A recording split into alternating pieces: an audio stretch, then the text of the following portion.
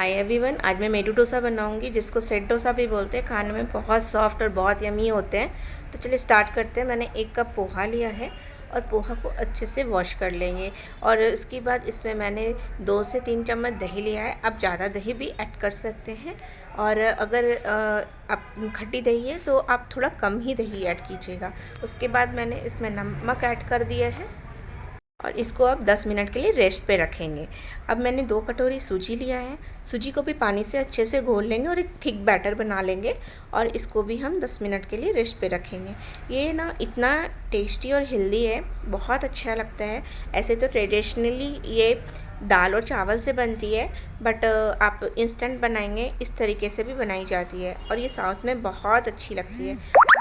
अब मैं प्याज की चटनी के लिए 3 प्याज, 7-8 गार्लिक, टैमरिन, ग्रीन चिली और थोड़े से कोकोनट ली हूँ। अब है ना इसमें 2 चम्मच तेल डालेंगे। इसमें जीरा का तड़का लगाएंगे और सारे प्याज को स्लाइस में काट करके सारी चीज़ों को इसमें ऐड कर देंगे। लहसुन, मिर्च, इमली और फ्रेश नारियल। अगर आपके पास फ्रेश नारियल है तो ऐड कीजिएगा, अदरवाइज़ आप स्किप भी कर सकते हैं। और मैं तो आज इसके साथ प्याज की चटनी बना रही हूँ। अगर आप इसके साथ आप चाहे तो नारियल की चटनी भी ऐड बना सकते हैं, या फिर आप चना दाल जो भी आप चटनी बनाते हैं डोसे इडली के साथ, आप वो भी चटनी ऐड कर सकते हैं, बना सकते हैं।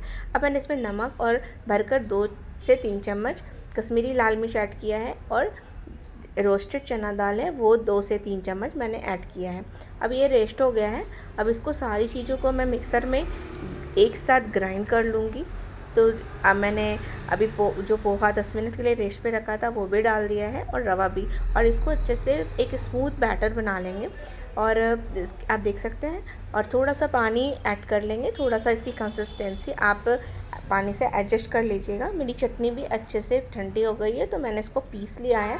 अब मैं इसका तड़का खाली करके इसको दूसरे बर्तन में अब मैं इसका तड़का लगाऊंगी। तो जिसमें मैंने 2 चम्मच तेल डाला है और इसको जब ये गर्म हो जाए, ज़्यादा मत ऐड कीजिएगा, मुझे गर्म ज़्यादा लग रहा था तो मैंने निकाल लिया है। 2 चम्मच से ज़्यादा मत ऐड कीजिएगा। उसके बाद ये जब अच्छे से गर्म हो जाए तो इसमें राई और ड्राई चिली का तड़का लगाएंगे। अगर आपके पास करी पत्ते हैं तो करी पत्ते भी ऐड कर सकते हैं और इसको चटनी में ऐड कर देंगे और मिक्स कर देंगे। इधर मेरा बैटर भी अच्छे से फूल गया है। अब मैंने इसमें हाफ़ स्पून के करीब इनो पाउडर ऐड किया है और 1 स्पून वाटर ऐड किया है इसको एक्टिवेट होने के लिए। और उसके बाद इसको अच्छे से मिक्स कर लेंगे। और मिक्स करने के बाद इसको तवा रखेंगे। तवा बहुत ही ज़्यादा गर्म होना चाहिए। और उसके बाद जब ये अच्छे से गर्म होगा, धुआं निकलने लगेगा, तो 2 चम्मच भर के बड़े चम्मच से इसमें हम बैटर ऐड कर देंगे। और बैटर को हम ज़्यादा स्प्रेड नहीं करेंगे, इसी तरीके से थिकनेस वाली बैटर हमें चाहिए, बिल्कुल पतला मत बनाइएगा। और याद रखिएगा तवा जो है बहुत गर्म होना चाहिए, तभी इसमें होल्स बनेंगे और ये सॉफ्ट बनेंगे। आप देख सकते हैं मेरे बहुत अच्छे इसमें होल्स बन गए हैं। और इसको फिर जब ये अच्छे से ऊपर से ड्राई हो जाएगा तो हम इसको नीचे से पलट देंगे, फ्लिप कर देंगे। और नीचे से भी ज़्यादा नहीं सेकना है, बहुत इतना ही सेकना है क्योंकि ऊपर से ये अच्छे से पक गया है। और इसको मीडियम फ्लेम में ही सेकेंगे। उसके बाद फिर मैंने दूसरा भी इस तरीके से बना लिया है। आप इसी तरीके से ज़्यादा मत फैलाइएगा और तवा को बिल्कुल गर्म होने दीजिएगा, तभी इसमें होल्स अच्छे बनेंगे और अच्छा ये सॉफ्ट बनेगा। ये खाने में बहुत टेस्टी होता है। आप इसको किड्स के लंच बॉक्स में भी दे सकते हैं। ये सॉफ्ट बनी रहती है और ये उतनी ही सॉफ्ट, जितनी सॉफ्ट रहती है ना उतनी ही खाने में टेस्टी लगती है।